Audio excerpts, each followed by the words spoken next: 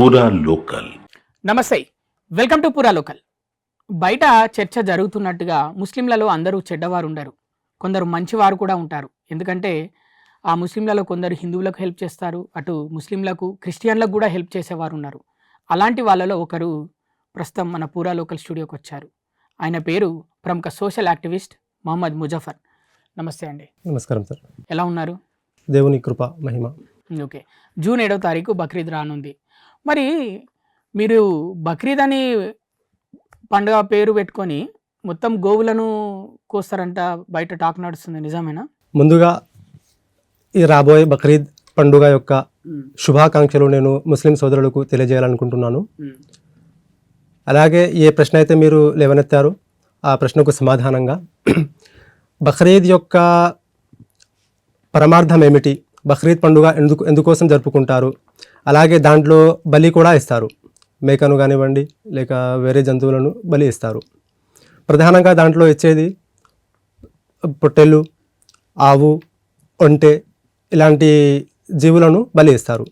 ఆ పరంపర ఎక్కడి నుంచి ప్రారంభమైంది, ఎక్కడి నుంచి అది స్టార్ట్ అయ్యింది, ఇప్పటి వరకు ముస్లింలు అలాగే జరుపుకుంటున్నారు అంటే అది ప్రవక్త ఇబ్రాహీం అలైహిస్సలాం వారు ఆయన వృద్ధాప్యంలో ఉన్నప్పుడు అప్పుడు ఆయనకు ఒక వారసుడు వచ్చాడు, ఒక బాబు పుట్టాడు అతనికి వృద్ధాప్యంలో. అప్పటి వరకు పిల్లలు పుట్టలేరు.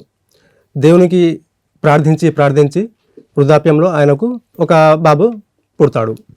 అయితే ఆ బాబు ఒక వయసు 8-10 సంవత్సరాల మధ్యలో ఉన్నప్పుడు అప్పుడు సృష్టికర్త నా దేవుడు ప్రవక్త ఇబ్రాహీం అలైహిస్సలాం వారికి కలలోకి వచ్చి ఒక కోరిక కోరుకుంటాడు.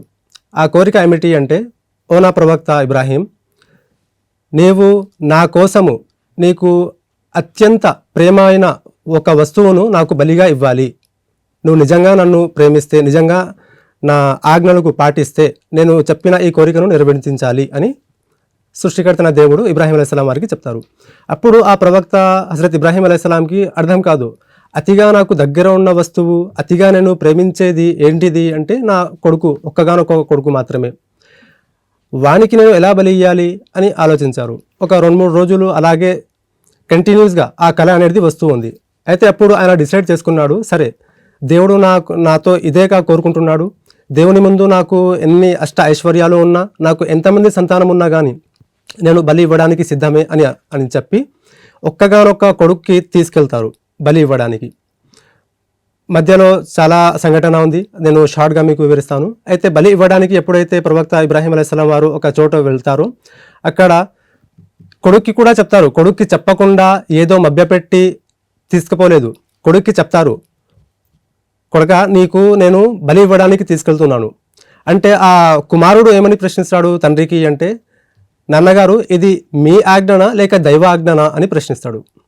ఒకవేళ ఇది దైవ ఆజ్ఞ అయితే నేను సిద్ధమే అని కుమారుడు చెప్తాడు బాబు. అయితే అవును ఇది దైవ ఆజ్ఞనే అని చెప్తే డైరెక్ట్గా వెళ్తారు. అప్పుడు ఆ బాబు ఏం చెప్తాడు తండ్రికి, ప్రవక్త ఇబ్రాహీం అలైహిస్సలాం వారికి అంటే, నాన్నగారు కుమారుడి యొక్క ప్రేమలో పడి మీరు కత్తి సరిగా కత్తరిస్తుందో లేదో మీరు చేతులు వణుకుతాయి, కాబట్టి మీరు ఏం చేయాలి అంటే మీ కళ్ళకు బట్టలు కట్టుకోండి, అలాగే ఆ యొక్క కత్తెర ఏదైతే ఉందో దానికి కొచ్చగా చేసుకోండి, నూరుకోండి అని సలహా ఇస్తాడు. ఆ కళ్ళకు బట్ట కూడా ఆ బాబే కడతాడు స్వయంగా తన చేతులతో. ఇప్పుడు అతడు బలి కాబోతున్నాడు, ఆ బాబే స్వయంగా తండ్రి గారికి ఆ బట్టను కడతాడు.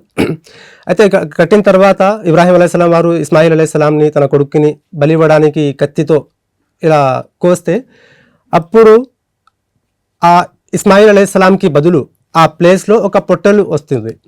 ఆ పొట్టెలను సర్వసృష్టికర్త దేవుడే స్వర్గం నుండి పంపిస్తాడు. పంపించి ఏమని చెప్తాడు అంటే, ఓ ప్రవక్త ఇబ్రాహీం, మీ ఈ యొక్క త్యాగాన్ని నేను స్వీకరించాను, నాపై మీకు ఏ అయితే ప్రేమ అభిమానము ఉందో దాన్ని మీరు నిరూపించారు, నేను మీ ఈ ప్రేమకు యాక్సెప్ట్ చేస్తున్నాను, కాబట్టి నేను మీ బాబుని కాకుండా మీ బాబు ప్లేస్లో ఈ యొక్క పొట్టెలను బలి ఇవ్వాలని నేటి నుంచి ప్రళయకాలం వరకు ఎంతమంది అయితే నా భక్తులు భూమిపై ఉంటారో వారందరూ కూడా ఈ యొక్క పరంపరను కొనసాగించాలి అని ఆజ్ఞాపిస్తారు. అయితే దీని వెనుక ఉన్న సందేశం ఏమిటి అంటే, దేవుడు అప్పుడప్పుడు మనతో మనం ఏ వస్తువుతోనైనా మనము ప్రేమిస్తున్నాము అంటే దైవ ఆజ్ఞ కోసం దానికి బలివ్వాలన్నా కానీ దానికి త్యజించాలి అన్నా కానీ మనము సిద్ధంగా ఉండాలి. దేనికోసము అంటే దైవ ఆజ్ఞ కోసము. అంటే మనిషినైనా కూడా బలిస్తారా? మనిషినైనా ఇప్పుడు ప్రస్తుతం ఆ ఆజ్ఞ దేవుని తరపు నుంచి మనకు లేదు కదా. ఒకప్పుడు ఉందా? ఒకప్పుడు కూడా లేదు. ఆ ఒకే సందర్భము మీ యొక్క కుమారుడిని బలి ఇవ్వాలి అని సర్వ సృష్టికర్త దేవుడు కోరినరు. ఎప్పుడు? ఇబ్రాహీం అలైహిస్సలాం వారి కాలంలో. ఆయన ప్రవక్తగా ఉన్నారు. ఆయన ప్రతి ప్రవక్తతో కొన్ని సందర్భాల్లో దేవుడు డైరెక్ట్గా మాట్లాడతాడు, కొన్ని సందర్భాల్లో కలలోకి వచ్చి మాట్లాడతాడు, కొన్ని సందర్భాల్లో అది పరమాత్మను పంపించి మాట్లాడతాడు. ఈ సందర్భం ఇలా. అంటే ఇప్పుడు నిజంగా అంటే వాళ్ళ కుమారుని బలిచ్చిండా? ఇయ్యలేదు. అదే చెప్తున్నా కదా, కుమారుని బలి ఇయ్యలేదు, ఇవ్వాలని వెళ్ళారు. అయితే అదే సమయంలో దేవుడు ఏం చేశాడు అంటే ఆ బాబుకి బదులుగా పొట్టెలను పంపించాడు. నేటి నుంచి ఈ యొక్క పొట్టెలను ప్రతి సంవత్సరము నా యొక్క భక్తులు ఎవరైతే ఉంటారో, ఎవరైతే నన్ను ఇష్టపడతారో, నా భక్తి ఎవరైతే చేస్తారో వారు ఈ బలి ఇవ్వాలి అని అప్పటి నుంచి ఆ సాంప్రదాయం మొదలైంది. అయితే దీంట్లో ఉన్న మంచి సందేశం ఏమిటి అంటే కేవలం బలి ఇవ్వాల్సింది మనము పొట్టెలను, ఆవులను, ఈ యొక్క జంతువులను మాత్రమే కాదు. దీంట్లో కూడా కొన్ని రూల్స్ అండ్ రెగ్యులేషన్స్ ఉంటాయి. ప్రతి ఒక్కరికి అది కుదరదు.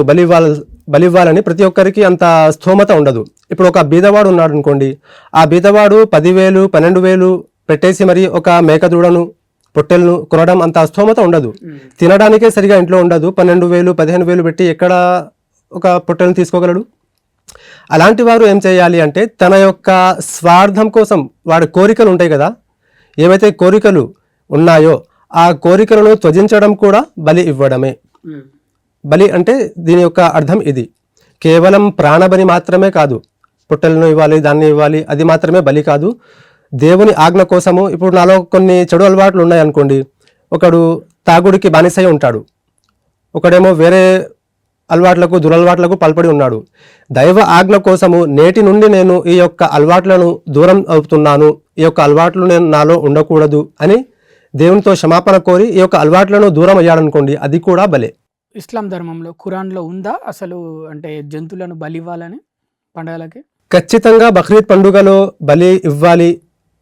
అంటే ఇది ప్రవక్త యొక్క సాంప్రదాయం కాబట్టి పొట్టెలను, ఇలాంటి జంతువులను ఏదైతే హలాల్ అని నిర్దేశించారో వాటిని బలి ఇవ్వాలి.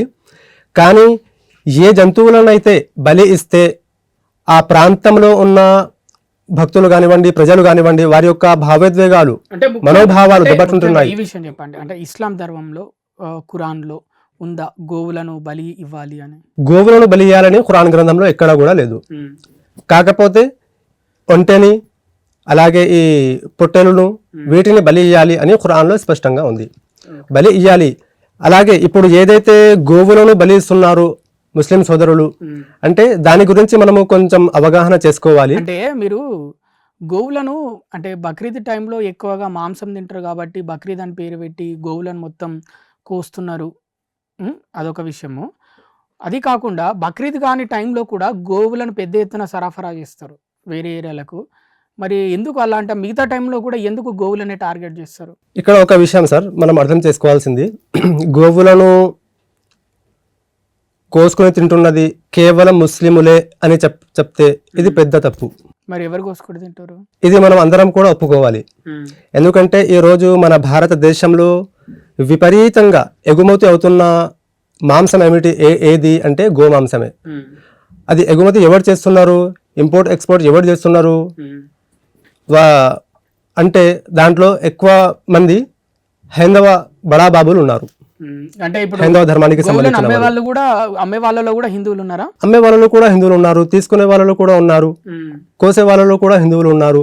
ఇప్పుడు నేను సపోజ్ మీకు ధర్మం పక్కన పెట్టి దాన్ని బిజినెస్ చేస్తున్నారు, అంతే వ్యాపారంగా దాన్ని వాడుకుంటున్నారు. కాకపోతే ఇక్కడ మన భారతదేశంలో ఏం జరుగుతుంది అంటే గోవుని అడ్డం పెట్టుకొని రాజకీయం చేస్తున్నారు. రాజకీయానికి అడ్డం పెట్టుకొని వ్యాపారం చేస్తున్నారు, రాజకీయం కూడా చేస్తున్నారు. రాజకీయం ఏ విధంగా జరుగుతుంది అంటే ప్రస్తుతం మనం చూస్తున్నాము, ఎన్నో ఛానల్స్ లో ఇంటర్వ్యూస్ వస్తున్నాయి, పెద్ద పెద్ద నాయకులు చెప్తున్నారు గోహత్య, గోవులను వధించకూడదు, బక్రీద్ సందర్భంగా వాటిని కోయకూడదు అని మేము డిమాండ్ చేస్తున్నాము, అది ఇది అని ధర్నాలు అవి ఇవి చేస్తున్నారు. వాస్తవంగా అలా ఉందా అంటే యూపీలో చూస్తే, బీహార్లో చూస్తే ఎక్కువ శాతం చాలా మంది వేరే వేరే హైందవ ధర్మానికి సంబంధించిన సంస్థలు ఉన్నాయి. హైందవ అంటే హిందూ.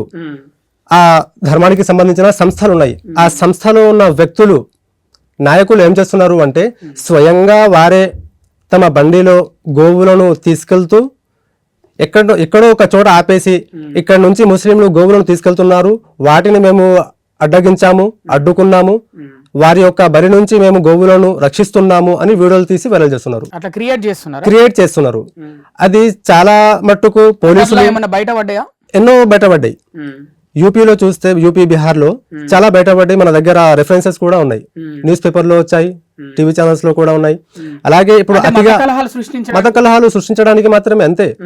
ఇక్కడ ఏం జరుగుతుంది సార్, మన భారతదేశంలో ఒకటి మతపరంగా రాజకీయ లబ్ధి పొందుతున్నారు, గోవులను పెట్టి, లేదంటే శ్రీరాముల వారి యొక్క పేరుని వాడుకొని, లేదంటే భారత్ మాతాకి ఏం చెప్పట్లేదు అని దాని యొక్క అది వాడుకొని, వందే మాత్రం పాడట్లేరు అని దాన్ని వాడుకొని, అంటే ఇది కేవలం రాజకీయ లబ్ధి కోసమే ఇవల్ల సృష్టిస్తున్నారు. దీన్ని పక్కన పెడితే మనము పూర్వం వెళ్తే, పూర్వం ఎన్ని సంవత్సరాలు అంటే 6000 సంవత్సరాలు వెనక్కి వెళ్తే, అప్పుడు అడవుల్లో మన మహా ఋషులు ఉండేవారు. అడవుల్లో ఏం దొరుకుతాయి? పండ్లు ఫలాలు. దాని తర్వాత ఈ జీవులు కూడా ఉంటాయి కదా, జింకలు ఉన్నాయి. జింక పేరు మనం వింటుంటాము. జింకలు ఉన్నాయి, నెమలీలు ఉన్నాయి. అది ర్యాబిట్ ని ఏమంటారు తెలుగులో? ర్యాబిట్స్ కూడా ఉంటాయి అక్కడ. కూరగాయలు పండించే వాళ్ళు చాలా తక్కువ మంది ఉన్నారు, కానీ అడవిలో ఉన్నారు కదా వాళ్ళు. ఎక్కడంటే అక్కడికి వెళ్తూ ఉంటారు. ఇప్పుడు ఎక్కడంటే అక్కడ వెళ్ళేటప్పుడు వాళ్ళు ఆ కూరగాయల సంచి అయితే మోసుకుపోలేరు కదా, ఎక్కడంటే అక్కడ పంటలు పండించుకోలేరు కదా. వాళ్ళు ఉండేది 1 రోజు 2 రోజుల కోసం ఆ అడవిలో, మళ్ళీ వారి యొక్క ప్రయాణం సాగుతుంది అలాగే. అయితే అక్కడ ఆ అడవిలో ఉన్నప్పుడు వాళ్ళు ఏం తినేవారు అంటే ఈ జంతువులనే తినేవాళ్ళు. అక్కడ ఏదైతే జంతువులు ఉన్నాయో ఆ జంతువుల్లో కూడా ఏదైతే తినడానికి మంచివో ఆ జంతువులు మాత్రమే తినేవారు. లేదంటే సింహాలను, పులులను చంపుకొని తినేవారు కారు. జింకను, లేదంటే ర్యాబిట్స్ ని, ఇలాంటి మంచి ఏవైతే జంతువులు ఉన్నావో వాళ్ళని చంపుకొని తినేవారు. ఒక మహా అద్భుతం ఏమిటి అంటే, ఎప్పుడైతే రావణాసురుడు సీతమ్మదేవిని అపహరించుకొని లంకకు తీసుకెళ్లాడో, అప్పుడు ఆంజనేయ స్వామి అక్కడ సీతమ్మదేవి దగ్గరికి వెళ్తారు కదా, చూసి రావడానికి, కలవడానికి. వెళ్తే అక్కడ సీతమ్మదేవి ఆంజనేయ స్వామికి ఒక ప్రశ్న అడుగుతుంది. ఆ ప్రశ్న ఏమిటి అంటే, హనుమ, నా రాముడు ఎలా ఉన్నాడు అని ప్రశ్నిస్తుంది సీతమ్మదేవి. అయితే అప్పుడు హనుమంతుడు ఏమని సమాధానం ఇస్తాడు అంటే, తల్లి, మీరు రామునితో లేరు అని బెంగ పెట్టుకొని శ్రీరాముడు మాంసాన్ని తినడం మానేశాడు అంటాడు. అంటే అంతకుముందు రాముడు మాంసం తినేవాడు, క్షత్రియుడు ఆయన. ప్రతి క్షత్రియ యొక్క ధర్మం ఏమిటి అంటే మాంసం తింటాడు వాళ్ళు. ఎన్నో యుద్ధ సమయాల్లో కూడా మాంసాన్ని తిన్నారు. మహాభారత యుద్ధం మనందరికీ తెలిసే ఉంటది, అందరు కూడా పేరు విన్నారు. దానికి మనం ప్రత్యేకంగా చెప్పాలి. రాముడికి సంబంధం ఏంటి? మళ్ళీ మీరు అక్కడ శ్రీరాముడు తిన్నాడు అనే ఒక ఉదాహరణ మనకు దొరుకుతుంది, రెఫరెన్స్ మనకు దొరుకుతుంది. సీతమ్మదేవి ప్రశ్నించింది కదా, ఇది ఎక్కడ ఉంటది అంటే దాని రెఫరెన్స్ కూడా నేను మీకు చూపిస్తాను. రామాయణము సుందరకాండంలోని 36:41 రామాయణంలో మనం ఇది తీసుకోవచ్చు. ఏమని అంటే, హనుమంతుడు లంకకు వెళ్ళినప్పుడు సీతమ్మ వారు హనుమంతునితో నా రాముడు ఎలా ఉన్నాడు అని ప్రశ్నించిరి. దానికి గాను హనుమంతుడు, తల్లి, మీ వియోగం తర్వాత రాముడు దిగులుతో మాంసాహారమును వదిలివేసెను, నా మాంస రాఘవో భుంతే అని ఈ శ్లోకము అని చెప్పాను. వాల్మీకి రామాయణం సుందరకాండం 36:41 మంత్రము. ఇది కావాలనే ఆ మంత్రాన్ని చేంజ్ చేసి అంటే అందుకోసమే మీరు చూసుకోవచ్చు అని నేను రిఫరెన్స్ ఇస్తున్నాను మీకు. వాల్మీకి రామాయణము, వాల్మీకి అంటే అథెంటికే కదా, రామాయణం అంటే అథెంటికే కదా, అందుకోసం నేను మీకు చెప్తున్నాను. రెఫరెన్స్ నెంబర్ ఉంది మన దగ్గర. మళ్ళీ నేను ప్రేక్షకులతో కూడా చెప్తున్నాను, నేను ఇది కాంట్రవర్సీ చేయడానికి, అలాగే రాముడు తిన్నాడు కాబట్టి హిందువులందరూ కూడా తినాలి, ముస్లింలు కూడా తింటే తప్పే లేదు అని నేను చెప్పట్లేదు. మీ అందరికంటే రామభక్తుడిని నేను, రాముల వారికి అతిగా ప్రేమించేవాడిని నేను ఒక ముస్లింగా. ఈ విషయం మళ్ళీ చెప్పాలనుకుంటున్నాను నేను. ఎందుకంటే చాలా మంది ఇది చూసిన తర్వాత రామునిపై ఏదో అపోహలు వేశారు, నిందలు మోసారు అని చెప్తారు. ఇప్పుడు ఆ టాపిక్ చెప్పడానికి కారణం ఏంటి? రాముడు మాంసం కారణం ఏమిటి అంటే, ముస్లింలు మాంసమే ఎందుకోసం తింటున్నారు అని చెప్తున్నారు కదా. అయితే ఈ అప్పటి కాలం నుండి ఇది వస్తూనే ఉంది. అయితే ఆ యొక్క మాంసాన్ని అలవాటు పడి ఉన్నవారు దానికి అలాగే తింటున్నారు. కాకపోతే ఇది తినాలి కంపల్సరీ అనే రూల్ ఏది లేదు. ఖురాన్ లో కూడా మాంసం తింటేనే ముస్లింలు, లేకుంటే ముస్లింలు కాజాలరు అని ఎక్కడ ఖురాన్ లో లేదు. మరి ఎందుకు అంత పెద్ద ఎత్తున మీరు మాంసం తింటారు అంటే? అదే సార్, ఇప్పుడు ఇక్కడ ముసల్మాన్స్ ఇప్పుడు ఇది ఒక యుద్ధంలా ఏర్పడిపోయింది ఈ వ్యవస్థ మొత్తం. గోమాంసం తినకూడదు అని ఒక వర్గం చెప్తుంది, మీరు ఎంత చెప్పినా మేము తినే చూపిస్తాము అని విర్రవేగి తిని చూపించే వాళ్ళు కొంతమంది ఉన్నారు. వాళ్ళ వల్ల మరి మొత్తం ఇస్లాం ధర్మానికి చెడ్డ పేరు వస్తుంది. ఇస్లాం ధర్మానికి చెడ్డ పేరు వస్తుంది. అందుకోసమే నేను ప్రతి ఒక్క ముస్లిం సోదరునితో విన్నపం చేసుకుంటున్నాను. అదేమిటి అంటే, మనము మన భారతదేశంలో ఎంతో శాంతియుతంగా జీవనాన్ని సాగిస్తున్నాము. అయితే మనము ఏదైతే ఆవుని బలిస్తున్నామో ఆ ఆవు బలి కారణంగా మన హిందూ సోదరుల యొక్క మనోభావాలు దెబ్బతింటున్నాయి. కాబట్టి మనము ఆవుని బలి ఇవ్వకుండా మేకను పొట్టెలను బలి ఇస్తే అది మంచిది అని నా యొక్క అభిప్రాయం. ఈ బక్రీద్ సందర్భంగా మీరు అది చెప్పాలి. ఈ బక్రీద్ సందర్భంగా నేను మా ముస్లిం సోదరులకు ఇదే సందేశం ఇవ్వదలుచుకుంటున్నాను. అదేమిటి అంటే, హైందవ సోదరుల యొక్క మనోభావాలను దెబ్బతీయకుండా మనము గోవును వారు దేవతగా భావిస్తారు కాబట్టి మనం కూడా స్వమత ఆచరణ పరమత ఆదరణను గమనిస్తూ దానిని దృష్టిలో పెట్టుకొని ఆవుని కాకుండా వేరే జంతువులను ఏదైతే పర్మిషన్ ఇచ్చాడో దేవుడు వాటిని మనం బలి ఇవ్వడం మంచిది. మరి అయినా కోస్తే మరి అప్పుడు ఏం చేస్తారు? అయినా కొందరు కోస్తారు. అయినా కోస్తారు సార్. ఇప్పుడు మనము చెప్పే వరకే మన బాధ్యత. ప్రతి ఒక్కరికి మనము మెడ పెట్టుకొని మరి ఆపగలే శక్తి మనకు ఉందా? ఆ శక్తి ఎవరికి ఉంది అంటే ప్రభుత్వానికి ఉంది. ప్రభుత్వం కొన్ని ఆంక్షలు పెట్టాలి, చర్యలు తీసుకోవాలి. ఆవుని బలిస్తే ఈ శిక్షలు ఉంటాయి, ఈ పనిష్మెంట్స్ ఉంటాయి అని చెప్పాలి. అలాగే కేవలం బక్రీద్ సమయంలోనే కాదు ఆ చర్యలు తీసుకునేది, మిగతా సంవత్సరం మొత్తం కాలం కూడా అలాగే ఆ చర్యలు పెట్టాలి. ఇప్పుడు అతిగా ఈ మాంసాన్ని ఎగుమతి చేస్తున్నది ఎవరు అంటే అల్ కబీర్ అనే సంస్థ పేరు మీరు విన్నారా? విన్నా ఒకసారి. అల్ కబీర్ అంటే ఇది ఏ ముస్లిం నాయకుని యొక్క పేరు కాదు, ఇది సంస్థ పేరు. అల్ కబీర్ ఎగుమతి సంస్థ 1979 లో నిర్మించబడింది. ఎక్కడ ఏరియా? ఇది అరబ్ కంట్రీస్ లో, ఇక్కడి నుంచి అరబ్ కంట్రీస్ కి మాంసాన్ని పంపిస్తారు. అయితే సతీష్ సంపర్వాల్ దీనికి యజమాని. ఎక్కడ ఏరియా? ఇది మనకు దొరకలేదు, కానీ మన భారతదేశంలోనే, మేబీ బీహార్ యూపీ అనుకుంటాను, ఖచ్చితంగా తెలియదు. కానీ ఈ పేరు కొడితే మనకు మొత్తం డేటా మొత్తం వచ్చేస్తుంది. ప్రస్తుతం మనకు అంత సమయం లేదు కాబట్టి మనం చూపించట్లేదు. ఒకవేళ అవకాశం ఉంటే మనం దీన్ని స్క్రీన్ చేద్దాం. ఈ వీడియోలో దీనికి మనం స్క్రీన్ చేసేద్దాం, నేను అది మీకు పంపిస్తాను. రెండవది అరేబియన్ బీఫ్ అని ఒక పేరు ఉంది. దాన్ని ఎగుమతి చేస్తున్నది ఎవరు అంటే సునీల్ కపూర్, ఈయన పేరు.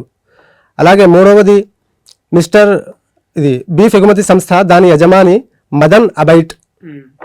నాలుగో వ్యక్తి పేరు, ఈయన సంస్థ పేరు ఏమిటి అంటే అన్నూర్ బీఫ్. అన్నూర్ అంటే ముస్లింల పేరు కదా, ముస్లిం సంస్థల యొక్క పేరు కనిపిస్తుంది, కానీ దీని యొక్క యజమాని కూడా హిందూ సోదరుడే, సునీల్ సూద్ ఆయన పేరు. ఇలా ఎంతో మంది ఉన్నారు. మన భారతదేశం నుండి ఆవుల యొక్క మాంసాన్ని విదేశాలకు పంపిస్తున్నారు, ఎక్స్పోర్ట్ చేస్తున్నారు. అయితే ఇక్కడ ఈ గోవును రాజకీయంగా మరియు బిజినెస్ పరంగా వాడుకుంటున్నారు. దాన్ని వాడుకొని ఏం చేస్తున్నారు అంటే మన మధ్యలో చిచ్చులు పెట్టేసి మత కొల్లోలాలు సృష్టిస్తున్నారు. ఇప్పుడు భారతదేశంలో అంటే అన్ని వాతావరణ పరిస్థితులు అనుకూలంగా ఉంటాయి. ఇక్కడ కావాలనే మాంసం తినాలనే రూల్ ఏం లేదు. కొంతమంది వెజిటేరియన్స్ కూడా ఇక్కడ తిని బతుకుతున్నారు.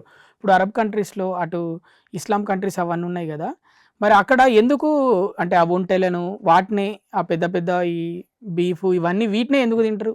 అక్కడ ఎందుకోసము అంటే, ఒకటి హెల్త్ పరంగా అది తింటే దాంట్లో విటమిన్స్ చాలా ఎక్కువ ఉంటాయి.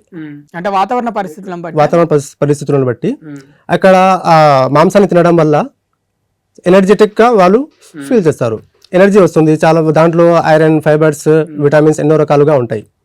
దానికోసం ఇప్పుడు మనము చూస్తాము, ఇది జంతువు కదా, ప్రాణ బలి ఇవ్వకూడదు, జీవహింస చేయకూడదు అని మనం ఇప్పుడు ప్రస్తుతం మాట్లాడుకుంటున్నాము. జీవము అంటే జీవం ఉంది దాంట్లో, దాన్ని కోయకూడదు, అంతే కదా మన వాదన. అయితే ఒక చెట్టులో కూడా జీవం ఉంటుంది కదా, టమాటా చెట్టు ఉంది, దాంట్లో కూడా జీవం ఉంది. ఒకవేళ అది ఎండిపోయింది అంటే దానికి ఏం చెప్తాము మనము? అది ఎండిపోయింది, చనిపోయింది అన్నట్టుగా దానికి మనము చెప్తాము. అయితే టమాటా చెట్టులో కూడా జీవం ఉంది కదా, టమాటాలు మనం తినకూడదా? తినక తప్పదు కదా. మనం బ్రతికి ఉండాలి అంటే దాన్ని తినాలి కంపల్సరీ. దాన్ని తినకుంటే మళ్ళీ మనం చనిపోతాం, మనం ఎండిపోతాం. జీవహింసలో అది కూడా వస్తుంది. అంటే ఇక్కడ ఒక పాయింట్ ఏంటంటే, ఇప్పుడు ఇస్లాం కంట్రీస్, ఇప్పుడు దుబాయ్ ఉంది, అలాగే అబుదాబి, షార్జా, ఇవన్నీ కంట్రీస్ ఉన్నాయి. అక్కడ ఆ ధర్మానికి వ్యతిరేకంగా ఏదైనా పని చేస్తే కఠిన చర్యలు ఉంటాయి, కఠిన శిక్షలు ఉంటాయి. ఓకే, అది ఏ రకంగా అయినా, ఆడవాళ్ళ మీదనైనా లేకపోతే మిగతా డబ్బు, నగదు, దొంగ, దోపిడీ ఏదో ఒకటి వాళ్ళ దొంగతనం చేస్తే అతని యొక్క చేతులను కోసేస్తారు వాళ్ళు. మరి భారతదేశంలో ఇక్కడ కూడా ఒక ధర్మం ఉంది. అవును. ఇక్కడ అంటే ఆధిపత్యంగా ఒక ధర్మం కొనసాగుతుంది ఇక్కడ. సో ఇక్కడ కూడా వీళ్ళకి వ్యతిరేకంగా చేస్తే ఇక్కడ కూడా శిక్షలు ఉండాలి కదా, అట్లా కావాలని చేసే వాళ్ళకి. ఖచ్చితంగా ఉండాలి. ఇక్కడ కూడా అలాంటి కండిషన్స్ పెట్టాలి. అది ఇస్లామిక్ దేశం, ఇస్లాంలో ఏదైతే కండిషన్స్ ఉన్నాయో, దొంగతనం చేస్తే ఈ యొక్క శిక్ష ఉండాలి, వ్యభిచారం చేస్తే ఈ శిక్ష ఉండాలి అనే ఒక ఏదైతే శిక్షలు ఉన్నాయో అవి అక్కడ వాళ్ళు ఫాలో చేస్తున్నారు. మరి భారతదేశంలో కూడా అలాంటి శిక్షలే మనం తీసుకురావాలి. ఇప్పుడు మన భారతదేశంలో మనము శ్రీరామ రాజ్యాన్ని స్థాపించాలి అని చెప్తున్నాము, మొత్తుకుంటున్నాము. మరి ఆ శ్రీరామ రాజ్యం ఎప్పుడు వస్తుంది అని చాలా మంది ఎదురు కూడా చూస్తున్నారు. ఈ శ్రీరామ రాజ్యం అనేది కేవలం మాట వరుసకు మాత్రమేనా? ఇంప్లిమెంటేషన్ దాంట్లో ఏ విధంగా ఉండదా? ఎన్నో వాటిని మనము ఇంప్లిమెంట్ చేస్తున్నాము. వక్ఫ్ బిల్ అని ఇలాంటి వేరే వేరే అంశాలను మనము ఇంప్లిమెంట్ చేస్తున్నాము. కానీ శ్రీరాముని యొక్క రాజ్య స్థాపన కోసము ఎన్నో సంవత్సరాలకి వెళ్ళి మాట్లాడుతున్నాము. అసలు రాజ్య స్థాపన జరగాలి. జరిగిన తర్వాత దాంట్లో ఏవైతే దొంగతనం చేస్తే ఎలాంటి శిక్ష ఉండాలి, ఆ కాలంలో ఎలా ఉండేది, సో ఆ రాజ్యసభ జరగాలంటే ఇలాంటి శిక్షలు ముందు అమలు పరచాలి. ఖచ్చితంగా ఉండాలి, చట్టబద్ధంగా ఉండాలి. రేప్ చేసిన వాడిని వెంటనే హత్య చేయడం, ఎలాగైతే నియమ నిబంధనలు ఉన్నాయో అలాంటివి పెట్టాలి ఖచ్చితంగా. ఇక్కడ మన భారతదేశం, మన భారత ప్రభుత్వం ఆ యొక్క చర్యలు తీసుకోవాలి. థ్యాంక్ యూ సో మచ్ మా పూరా లోకల్ స్టూడియోకి వచ్చి మీ విలువైన అభిప్రాయాలు మాతో షేర్ చేసుకున్నందుకు థ్యాంక్ యూ. ధన్యవాదాలు.